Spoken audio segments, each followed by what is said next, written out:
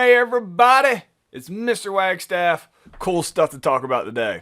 Alright, so today we're going to change gears. We're talking about like the Texas War for Independence and different things like that. We're going to get back into the concept of what the culture is like in America in the 1800s.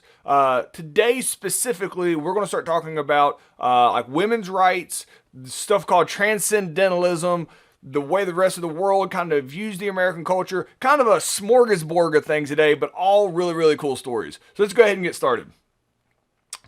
So one of the first things that we're going to talk about today, let me put myself up here in the corner, is women are going to ask for the first time for the right to vote.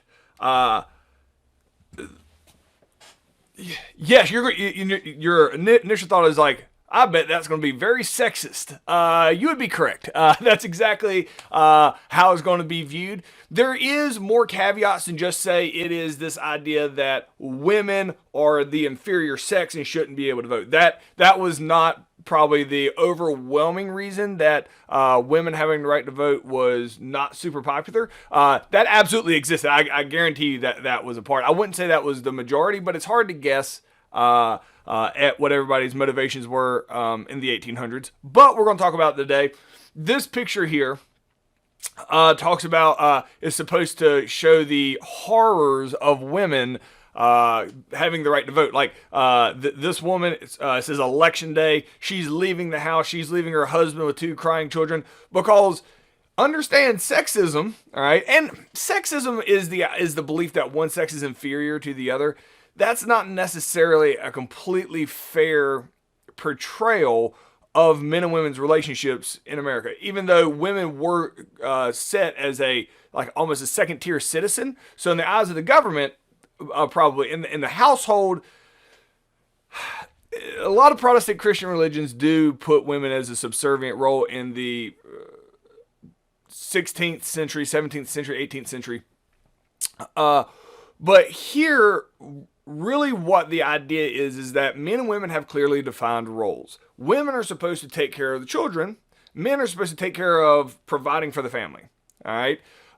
So this picture here, while it's supposed to make her look bad, like she's just leaving her family, giving up on her duty, it's also saying this guy has absolutely no idea how to raise children, has no idea how to care for it. He's like, oh, what do I do?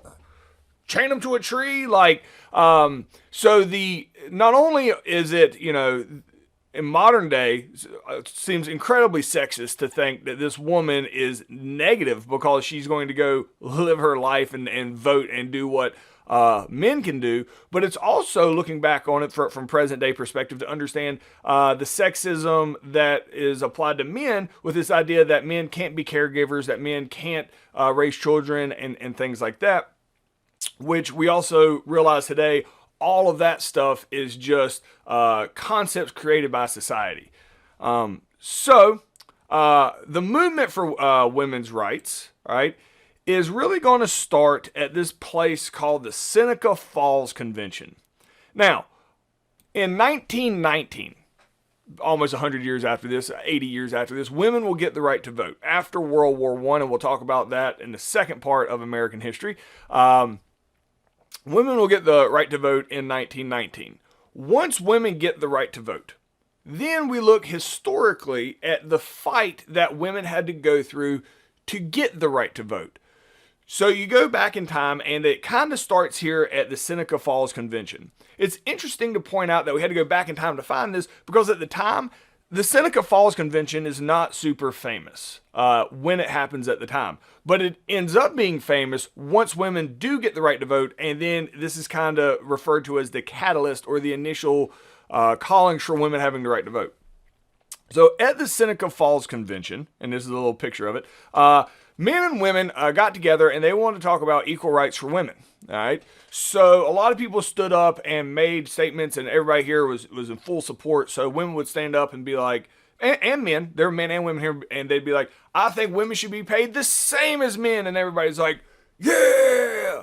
And then a woman would stand up and be like, I think women should have the same benefits as men. And everybody's like, yeah. And then a woman will stand up and say, I think women should own property the same as men. And everybody's like, yeah. And then a woman stands up And she says, and I think women should be able to vote like men. And everybody's like, that's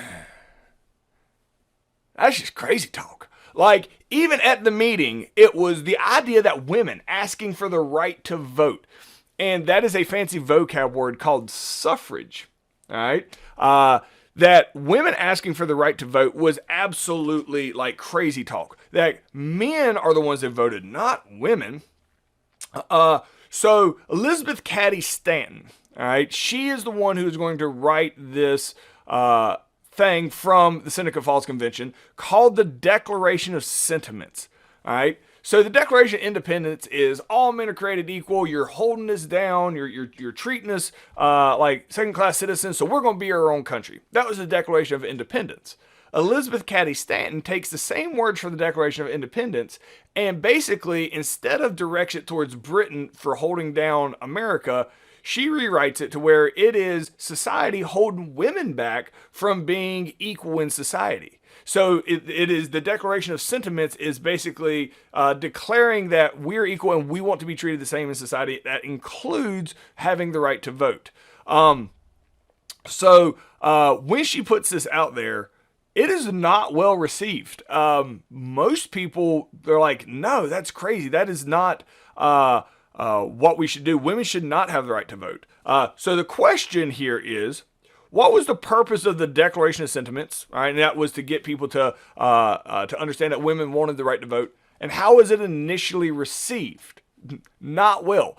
Very few women, or men or women, percentage-wise, supported women having the right to vote. Now, you're like, why? Are everybody just mean?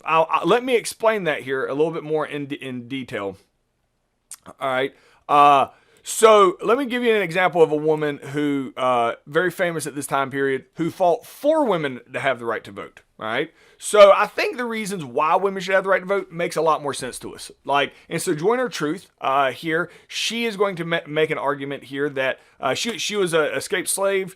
And here's her argument. She's like, if I can work as hard as a man, and I can, do the same amount of stuff as a man, I can do the same physical labor as a man. If I can do everything a man can, shouldn't I be paid the same as a man? Shouldn't I eat the same amount of food as a man, which is like payment? Shouldn't I, as a woman, if I can contribute equally to society, be treated equal as a man? All right. So she's talking more about the equal pay and stuff, but as far as full equality in society legally, Sojourner Truth was at the forefront of this. I think today we would identify with Sojourner Truth like, yeah, obviously, like, why would it matter, like, what your gender is based on your pay and what how the laws affect you as far as just doing your normal life and being a citizen in America? All right.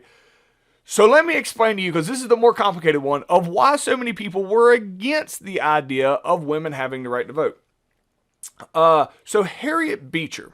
Harriet Beecher is probably the most famous at the time. Now, she will eventually be super famous for another thing. She will eventually be referred to as Harriet Beecher Stowe because she'll get married. And she'll write a book that helps become a catalyst to the Civil War that would have happened without her book anyway. But so Harriet Beecher is relatively famous for two things. Right here, she gets involved in the women's rights movement, and she is against women's rights. So here's what Harriet Beecher's logic is. And the reason we talk about it is because she actually symbolized the moral thought process of a lot of women in society at the time, and men. Really a lot of men are going to side with it because it doesn't challenge them, but a lot of women are actually going to be against the women's rights movement, and here's why. She says every woman in society, all right, or every voter in society, every man in society that votes was born to a woman who was raised by a woman. So when the men go to vote, they're voting based on the moral compass that was instilled in them by the women. So therefore, women already have all the power because they raised all the men that vote. Secondly, all right, and here's the more pivotal one. She says if you let women vote, it's going to tear the family structure apart. At the time, here's the beliefs of right, wrong, indifferent. Here's how society valued families. It was a nuclear family, as we call it today.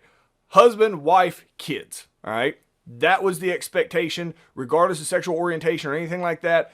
Your expectation by society was husband, wife, and kids. All right.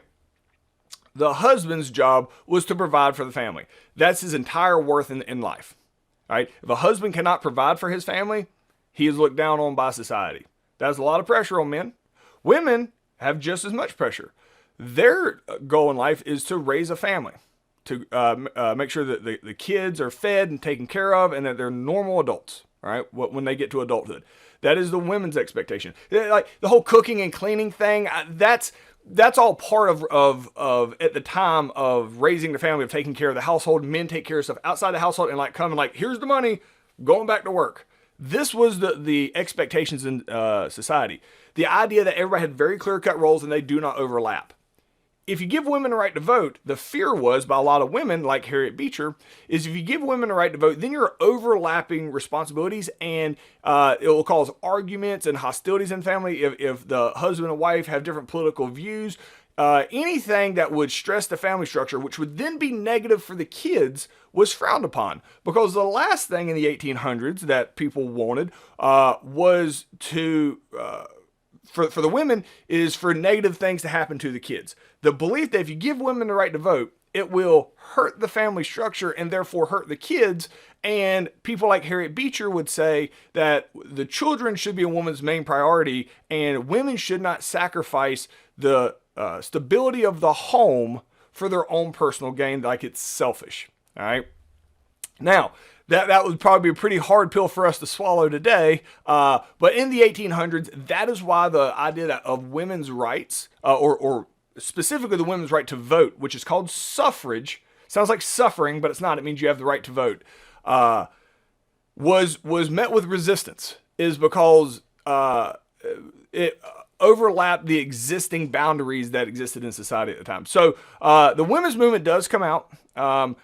I should point out, the reason it's going to gain traction later is there's still this idea there's like each household should have one vote. After like the Civil War, when over 500,000 men die, women have no more representation. Women are already having to do the man's job, provide for the family and raise a family. Once all these men start getting killed in wars, it really opens up the eyes to society that women, all right, do more than just their half a lot of times. And because of that, and these boundaries have already been blurred, there's no reason to keep women from voting. So that's a gradual mentality that happens over time. But I should also point out, the main people who fought against women's rights were other women, because they thought that these new rights would take away from the existing family structure that should be a woman's main priority. That was very common in the 1800s. So the women's movement does exist, and this is kind of the start, the Seneca Falls Convention and the Declaration of Sentiments by Elizabeth Cady Stanton. However, the abolitionist movement, which we're going to talk about in depth massively next unit, which is the movement to try to make slavery illegal, was much bigger. Women were actually the leaders of the abolitionist movement because women understood what it was like to be treated as a second-class citizen, but they had a voice to speak up against it. So women were very involved in the abolitionist movement. The women's movement for women's rights, while it was getting started, was not nearly as powerful at the time. So the question here is, why were some influential women, such as Harriet Beecher, against women's rights, and what was their reasons? So we just explained that. So pause that, get sentences, and we'll move on. All right. So there's this dude, all right, named Alexis de Tocqueville, all right. So I can move myself down here. Give myself enough room. All right. So this dude right here is Alexis de Tocqueville. So America loves America. And we're like, America's great. Woo, we're a democracy. Woo. So we've been telling the whole world that we're a democracy. Nobody really believes us about how awesome our democracy is. You know why? Because we're kind of crazy. We got destroyed in the War of 1812 and been hooting and hollering like we won. So when we're like, democracy's fantastic, nobody really believes us. All right. That's why this dude, Alexis de Tocqueville, is so famous in American history. He's not even an American. He's a French dude. So this guy, he's like, all right, I'm going to go infiltrate American society. So Alexis de Tocqueville comes over on a boat. pretends to be a poor immigrant peasant, comes into the United States, works in a factory job, and basically gets the. He's a writer, by the way. So he planned this from the beginning. So he's not gonna let anybody know that he's actually doing research and undercover. He wants to see how society actually works, and he comes over as a skeptic. He thinks that this democracy, it's all a sham. That the poor people don't actually have any say so. That it's actually the rich people that do everything. The votes don't matter, and all this other stuff. He comes over here and is baffled that it's not a show. That his vote, dirt poor with no money, he can vote and his vote counts the same as a super rich guy. And that the population of America basically determines their own fate. Like exactly what we've been telling everybody. So after he's here for a while, he goes back to France and he writes a book called Democracy in America and sells it all over the world. All right. It becomes a huge bestseller.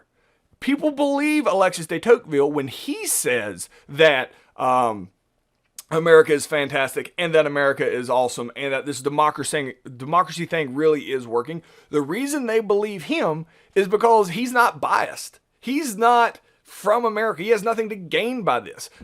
He actually came over thinking he was going to get something juicy, but he was actually like, nah, what America's got's really cool. Once he, as a non-biased participant, talks about how awesome America is and how great democracy is, really from that point forward, any modern country that's friends with America, whenever they change their government, they become more of a democracy. There's some exceptions to that, but Alexis de Tocqueville really helped America's image in the world skyrocket because he said democracy really does work. America really did figure it out. This is pretty awesome. And other countries will start following suit because they actually believe him. While we were just saying it was awesome all the time, nobody believes us because, we'll say anything. All right. There's another movement that is going to be taking place at the same time. So there's a handful of movements. All right. The women's movement, easy to remember because it's women's rights, right? Right to vote and things like that. You'll remember that on test. The abolitionist movement to abolish slavery, to get rid of slavery. When you hear the abolitionist movement, students usually remember that one. The next movement I'm getting ready to tell you, you're going to forget. Or typically it's the most commonly forgotten one. And it's called the temperance movement. Because we're getting ready to talk about the temperance movement. But when we talk about it in the review or you see it on the test, you can be like, we never talked about this. We did. I don't know why it's an easily forgotten, it slips people's minds, but the temperance movement is really important. The temperance movement is a movement against alcohol. So in the United States, all right, remember that we are a very a Protestant Christian society. So a lot of Protestants aren't as open to alcohol as Catholics typically are. In the United States, alcoholism had become a pretty big issue in the legit issue. So much so that the average adult, all right, the average adult, I assume they're taking men and women into account on this, drank an average of 5 gallons of whiskey per year, all right, in the United States at this time. That is a lot of alcohol. So, alcoholism was a big issue in the United States. Who did it negatively affect? Women. So women, while they're obviously part of the women's movement, they're obviously big pushers for the abolitionist movement. The temperance movement, also led by not only women, but Christian groups as well, Protestant Christian groups, to try to limit alcohol in the United States, actually trying to make alcohol illegal. Because women, all right, what happens is men, their job is to go get money, provide it to the family. Well, if men are getting paid and then going to the bar and spending all their money on alcohol, they're wasting money on alcohol, and there's not a lot of money to go around. So alcohol is an unnecessary expense that takes away from the family structure, right? Also, women are 99% of the time are the victims of domestic violence in alcohol-related cases in the 1800s. So women are dealing with domestic violence from alcoholism. They're dealing with the financial crisis that comes with alcoholism. So women are a huge pusher to try to make alcohol illegal in the United States, and it's called the temperance movement. So I know you hear temperance, it doesn't just immediately strike you as alcohol, but it needs to. You just got to be something that you got to memorize. So one of the first things they did is like, let's just see how this works out. So they make alcohol illegal in one state, in Maine, to see what happens. So they outlaw alcohol in Maine. As soon as they outlaw alcohol in Maine, guess what happens in Maine? Everything gets great. All of a sudden, there's no more domestic abuse based on alcohol. There's no, all of these issues that arise because of alcohol just seem to vanish. Poof, gone. The temperance movement is going to use that as an example in the 1800s of how you need to make it a countrywide policy to get rid of alcohol. Because when they did it in Maine, nothing bad happened. Only good stuff happened. Only improved everything in Maine. All right. Spoiler alert, we're going to eventually make alcohol illegal in the United States for a short amount of time.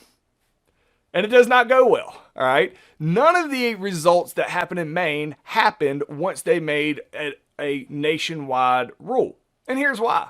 If you lived in Maine and you wanted to drink alcohol and they made alcohol illegal in Maine, guess what you did? You moved to the neighboring state where you could drink, all right? When they're going to make it in the 1900s, in the 20th century, all right? When they, with the 18th Amendment, when they make alcohol illegal in the entire country, there is nowhere to like legally go get alcohol. So everybody just started making it themselves, and it just led to massive crime.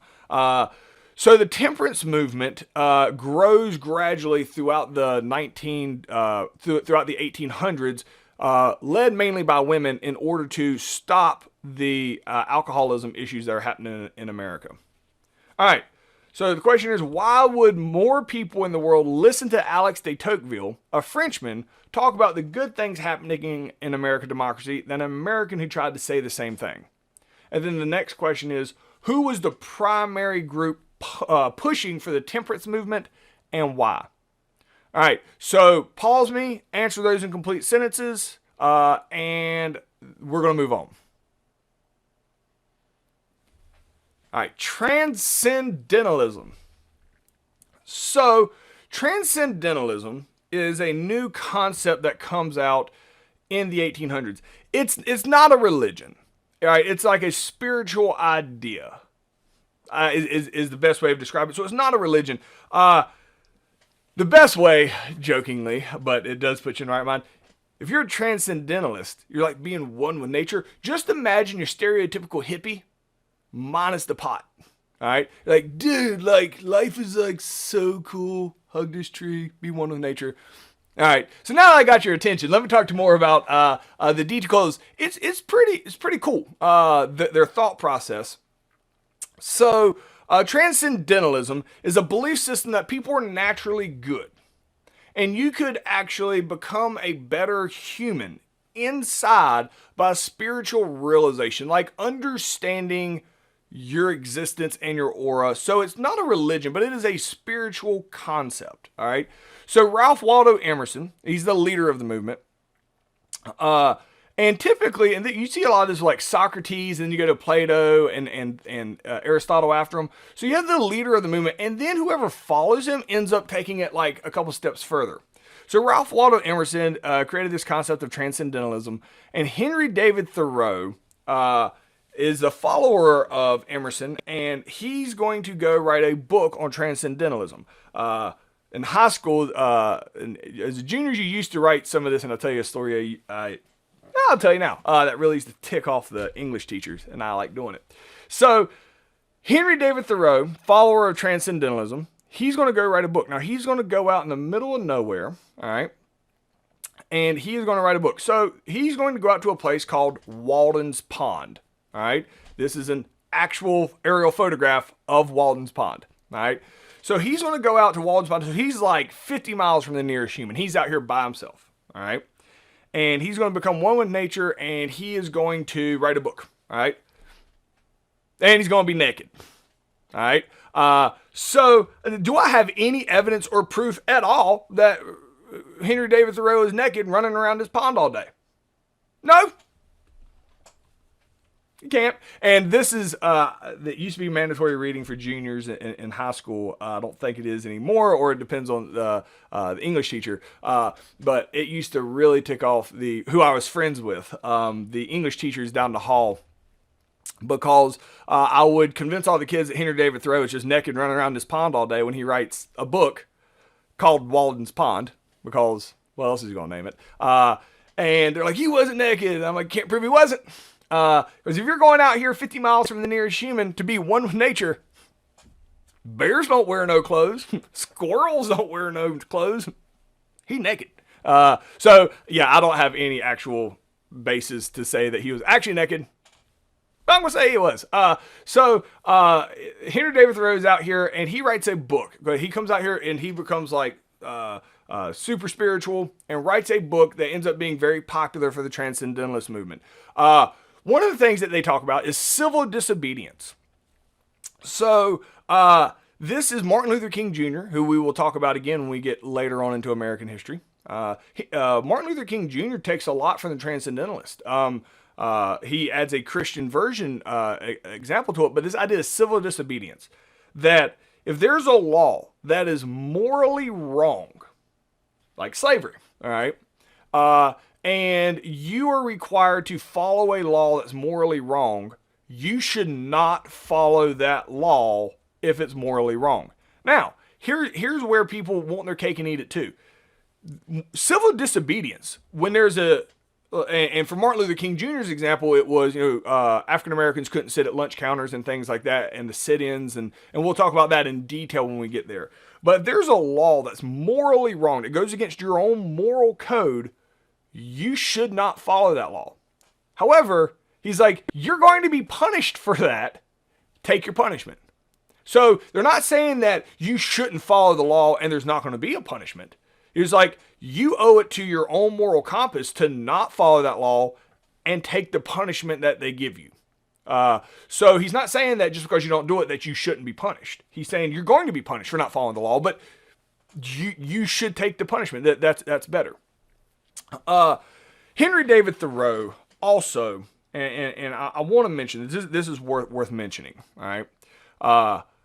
Because this really stuck with me about my whole life. So here's a quote by Henry David Thoreau that's going to lead into what I'm getting ready to talk about. It says, "It is the beauty within us that makes it possible for us to recognize the beauty around us. The question is not what you look at, but what you see." All right, that's deep. Everything he writes is super deep, all right? And Transcendentalist, what he's trying to say here is something that a college professor of mine told me. So obviously I went to college for history. I did take some psychology classes. I was in a big psychology class. I was probably 18 years old. And the professor asked us one day, he's like, do y'all know how happy you're going to be in 10 years? And everybody's like, he's like, I can tell you today how happy you'll be in 10 years. And everybody's like, oh, all right. We're 18 years old, We're like, all right, how happy am I going to be in 10 years? He's like, however happy you are today. However happy you are today is how happy you will be in 10 years. Because, and man, this really changed my thinking. He's like, if you are not happy today, you're probably thinking about, hey, something else is needed to make me happy. I either need, that boyfriend or girlfriend that makes me happy. I need that car that makes me happy. I need this money that makes me happy. I need this or that makes me happy. Once I get something else that makes me happy, then I'll be happy. My professor said, what you're training your brain to think is that happiness is always somewhere else. Once you get that new car and that new boyfriend, girlfriend, that new money, whatever it is that you're looking for, once you receive it, you might be happy for a very short amount of time, but then all of a sudden your brain's already been trained and it's going to start looking for something else to make it happy. And you will never be happy if you're constantly looking for something else. You can, however, train your brain to be happy with what you currently are today. Look around. Good things and bad things happen every day. If you focus on the positive and make yourself like a training mechanism for your brain to focus on the positive and try to be positive each day and be happy each day, you can be happy forever, regardless of your situation, and you're not reliant on somebody else. Now, let me, very importantly, I am not talking about chemical imbalances in the brain, clinical depression, or anything like that. I'm not saying, oh, you're depressed, go for a run, go get some sunshine. Absolutely not saying that.